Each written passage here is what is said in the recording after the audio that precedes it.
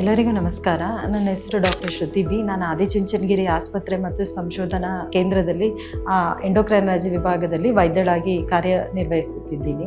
ಎಲ್ಲರಿಗೂ ಅನ್ನಿಸುತ್ತದೆ ಅಲ್ಲ, ಎಂಡೋಕ್ರೈನಾಲಜಿ ಅಂದರೆ ಏನು? ಎಲ್ಲರಿಗೂ ಗೊತ್ತಿದೆ. ಕಾರ್ಡಿಯಾಲಜಿಸ್ಟ್ ಅಂದರೆ ಹೃದಯ ರೋಗ ಸಂಬಂಧಪಟ್ಟಿದ್ದು, ನ್ಯೂರಾಲಜಿಸ್ಟ್ ಅಂದರೆ ನರರೋಗ. ಎಂಡೋಕ್ರೈನಾಲಜಿ ಅಂದರೆ ಏನು, ಯಾವಾಗ ಎಂಡೋಕ್ರೈನಾಲಜಿಸ್ಟ್ನ ಜನಗಳು ಕಾಣಬೇಕಾಗಿ ಬರುತ್ತದೆ ಅಂತ.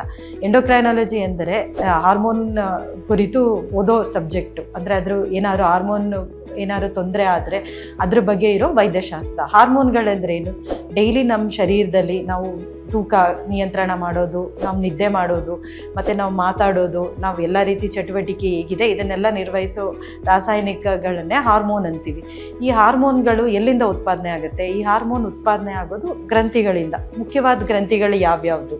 ಮುಖ್ಯವಾದ ಗ್ರಂಥಿಗಳಂದರೆ ಒಂದು, ಎಲ್ಲರಿಗೂ ಗೊತ್ತಿರೋಂಗೆ ಸಕ್ಕರೆ ಕಾಯಿಲೆ ಬರುತ್ತಲ್ಲ, ಆ ಗ್ರಂಥಿ ಇದು ಪ್ಯಾನ್ಕ್ರಿಯಾಸ್ ಅಂತ. ಇದರಿಂದ ಇನ್ಸುಲಿನ್ ಉತ್ಪಾದನೆ ಆಗುತ್ತೆ. ಯಾವಾಗ ಇನ್ಸುಲಿನ್ ಕಮ್ಮಿ ಜಾಸ್ತಿ ಆಗುತ್ತೆ ಆವಾಗ ಈ ಸಕ್ಕರೆ ಕಾಯಿಲೆ ಬರುತ್ತೆ. ಇನ್ನು ಎರಡನೇ ಮುಖ್ಯವಾದ ಗ್ರಂಥಿ ಥೈರಾಯ್ಡು. ಎಲ್ಲರೂ ಥೈರಾಯ್ಡ್ ಬಗ್ಗೆ ಕೇಳಿರ್ಬೋದಲ್ವ. ಥೈರಾಯ್ಡ್ ಹಾರ್ಮೋನ್ ಜಾಸ್ತಿ ಆದರೂ ತೊಂದರೆ, ಥೈರಾಯ್ಡ್ ಹಾರ್ಮೋನ್ ಕಮ್ಮಿ ಆದರೂ ತೊಂದರೆ. ನೆಕ್ಸ್ಟ್ ಬರೋದು ಮುಖ್ಯವಾಗಿ ಈಗ ಬೋನು ಅಂದರೆ ಮೂಳೆ ಬಗ್ಗೆ. ಮೂಳೆ ಯಾವಾಗ ಕ್ಯಾಲ್ಶಿಯಂ ಜಾಸ್ತಿಯಾಗಿ, ಕ್ಯಾಲ್ಶಿಯಂ ಕಮ್ಮಿಯಾಗಿ, ವಿಟಮಿನ್ ಡಿ ಜಾಸ್ತಿಯಾಗಿ ಕಮ್ಮಿಯಾಗಿ ಇದರಿಂದ ಮೂಳೆ ತೊಂದರೆ ಆಗುತ್ತೆ. ಇದನ್ನು ನಾವು ಆಸ್ಟಿಯೋಪೊರೋಸಿಸ್ ಅಂತೀವಿ. ಅಂದರೆ ಮೂಳೆ ಸಾಂದ್ರತೆ ಕಮ್ಮಿ ಆಗುತ್ತೆ ಅಂತ. ಇದು ಯೂಶಲಿ ಯಾವಾಗ್ಲೂ ಈ ಹೆಂಗಸರಲ್ಲಿ, ವಯಸ್ಸಾದ ಹೆಂಗಸರಲ್ಲಿ ಯಾವಾಗ ಮುಟ್ಟು ನಿಲ್ಲುತ್ತೆ ಈ ಆಸ್ಟಿಯೋಪೊರೋಸಿಸ್ ಅನ್ನೋ ಕಾಯಿಲೆ ಜಾಸ್ತಿ ಆಗುತ್ತೆ. ಇದಿದ್ದಾಗ ಕೂಡ ಎಂಡೋಕ್ರೈನಾಲಜಿಸ್ಟ್ನ ಕಾಣಬೇಕಾಗುತ್ತೆ. ಮತ್ತು ನೆಕ್ಸ್ಟು ಇರೋದು ಹೆಂಗಸರಲ್ಲಿ ಹಾರ್ಮೋನ್ ಅಂದರೆ ಅವ್ರದ್ದು ಇರುತ್ತಲ್ಲ, ಸಂತಾನೋತ್ಪತ್ತಿ ಕಾರಣಕ್ಕೆ ತುಂಬ ಕಾರಣಗಳಿರುತ್ತೆ. ಯಾವಾಗ ಹಾರ್ಮೋನ್ ಪ್ರಾಬ್ಲಮ್ ಆಗುತ್ತೆ ಅಂದರೆ ಈ ಪ್ರೊಲ್ಯಾಕ್ಟಿನ್ ಅಂತ ಒಂದು ಹಾರ್ಮೋನ್ ಇರುತ್ತೆ, ಅದು ಜಾಸ್ತಿ ಆದ್ರೂ ಕೂಡ ಅವರಲ್ಲಿ ಬಂಜೆತನ ಆಗುತ್ತೆ. ಯಾವಾಗ ಈ ಪ್ರೊಲ್ಯಾಕ್ಟಿನ್ ಜಾಸ್ತಿ ಆಗುತ್ತೆ ಅವಾಗ ಕೂಡ ಎಂಡೋಕ್ರೈನಾಲಜಿಸ್ಟ್ನ ಕಾಣಬೇಕಾಗುತ್ತೆ. ಮತ್ತು ಹೆಂಗಸರಲ್ಲಿ ಅನಗತ್ಯ ಕೂದಲುಗಳು, ಅದನ್ನು ನಾವು ಹಿರ್ಸುಟಿಸಮ್ ಅಂತೀವಿ. ಅಂದರೆ ಗಂಡಸ ಥರ ತುಟಿ ಮೇಲೆ ಬರೋದು, ಗಡ್ಡದಲ್ಲೆಲ್ಲ ಕೂದಲು ಬರೋದು, ಈ ಥರ ಕಂಡೀಷನಲ್ಲಿ ಈ ರೀತಿ ಕಾರಣಗಳು ಕೂಡ ಎಂಡೋಕ್ರೈನಾಲಜಿಸ್ಟ್ನ ಕಾಣಬೇಕಾಗುತ್ತೆ. ಮತ್ತು ಅವರಲ್ಲಿ ಅನಿಯಮಿತ ಋತುಚಕ್ರ ಅಂದರೆ ಬೇಗ ಮುಟ್ಟಾಗೋದು, ನಿಧಾನಕ್ಕೆ ಮುಟ್ಟಾಗೋದು, ರಕ್ತಸ್ರಾವ ಜಾಸ್ತಿ ಆಗೋದು, ಇದೆಲ್ಲ ಕಾರಣಗಳಿಗೂ ಹಾರ್ಮೋನು ಕಾರಣ ಇರುತ್ತೆ. ಆವಾಗ ಕೂಡ ಎಂಡೋಕ್ರೈನಾಲಜಿಸ್ಟ್ನ ಕಾಣಬೇಕಾಗುತ್ತೆ. ನೆಕ್ಸ್ಟು ಪುರುಷರಲ್ಲಿ ಏನಾಗುತ್ತೆ ಅಂದರೆ ಅವ್ರದ್ದು ಎದೆ ಭಾಗ ದೊಡ್ಡದಾಗುತ್ತೆ, ಅಂದರೆ ಅನ್ವಾಂಟೆಡ್ ಬ್ರೆಸ್ಟ್ ಅಂತ. ಅದನ್ನು ನಾವು ಗ್ಯಾಲಕ್ಟೋರಿಯಾ ಅಂತೀವಿ. ಅಂದರೆ ಅವರ ಎದೆಗೂಡಿಂದ ಹಾಲು ಬರೋದು, ಇಲ್ಲ ಹೆಂಗಸರ ಥರ ಮೊಲೆ ದಪ್ಪ ಆಗೋದನ್ನು, ಅದನ್ನು ಗೈನಕೋಮಾಸ್ಟಿಯಾ ಅಂತೀವಿ. ಈ ಕಾರಣಗಳು ಕೂಡ ಹಾರ್ಮೋನು ಹೆಚ್ಚು ಕಮ್ಮಿ ಆದರೆ ಆಗುತ್ತೆ. ಅದಕ್ಕೆ ಕೂಡ ಎಂಡೋಕ್ರೈನಾಲಜಿಸ್ಟ್ನ ಕಾಣಬೇಕಾಗುತ್ತೆ.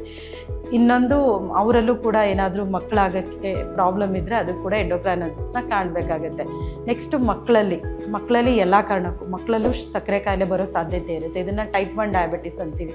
ಮತ್ತು ಮಕ್ಕಳಲ್ಲೂ ಥೈರಾಯ್ಡ್ ತೊಂದರೆ ಬರುತ್ತೆ. ಅಂದರೆ ಕಮ್ಮಿ ಥೈರಾಯ್ಡು, ಹೈಪೋಥೈರಾಯ್ಡಿಸಮು, ಜಾಸ್ತಿ ಥೈರಾಯ್ಡು, ಹೈಪರ್ ಥೈರಾಯ್ಡಿಸಮು. ಮತ್ತು ಇನ್ನೊಂದು, ಮಕ್ಕಳುಗಳು ಕರೆಕ್ಟಾಗಿ ಟೈಮಿಗೆ ಋತುಚಕ್ರ ಆಗದೆ ಇರೋದು, ಅಂದರೆ ಮೈನೆರೆವಿಕೆ, ಪ್ಯುಬರ್ಟಿ ಅಂತೀವಿ, ಪ್ರೌಢಾವಸ್ಥೆ. ಅದೇನಾದರೂ ಬೇಗ ಆದ್ರೂ ಪ್ರಿಕಾಷಿಯಸ್ ಪ್ಯುಬರ್ಟಿ ಅಂದರೆ ವಯಸ್ಸಿಗಿಂತ ಮುಂಚೆ ಆಗೋದು, ಇಲ್ಲ ಲೇಟಾಗಿ ಆಗೋದು. ಇದು ಎರಡು ಹುಡುಗ ಹುಡುಗಿಯರಲ್ಲಿ ಇಬ್ಬರಲ್ಲಿದ್ದರೂ ಅದು ಕೂಡ ಹಾರ್ಮೋನ್ ತೊಂದರೆ ಇರುತ್ತೆ. ಅದಕ್ಕೆ ಕೂಡ ಎಂಡೋಕ್ರೈನಾಲಜಿಸ್ಟ್ನ ಕಾಣಬೇಕಾಗುತ್ತೆ.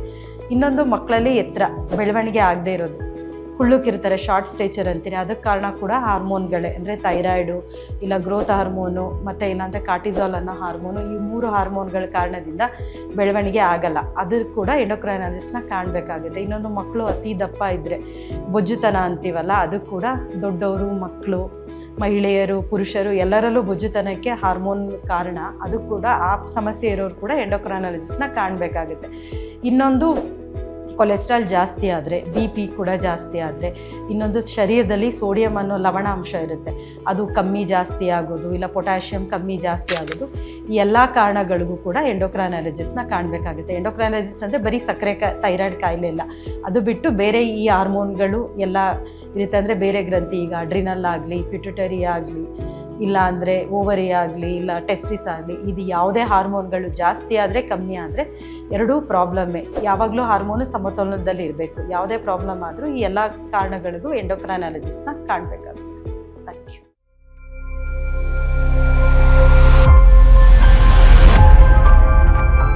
ಆರೋಗ್ಯ ಸಂಬಂಧಿಸಿದ ಹೆಚ್ಚಿನ ಮಾಹಿತಿಗಾಗಿ ಆದಿಚುಂಚನಗಿರಿ ಹಾಸ್ಪಿಟಲ್ ಯೂಟ್ಯೂಬ್ ಚಾನೆಲ್ನ ಸಬ್ಸ್ಕ್ರೈಬ್ ಮಾಡಿ. ಹಾಗೆ ಫೇಸ್ಬುಕ್ ಮತ್ತು ಇನ್ಸ್ಟಾಗ್ರಾಂನಲ್ಲಿ ತಪ್ಪದೇ ಫಾಲೋ ಮಾಡಿ.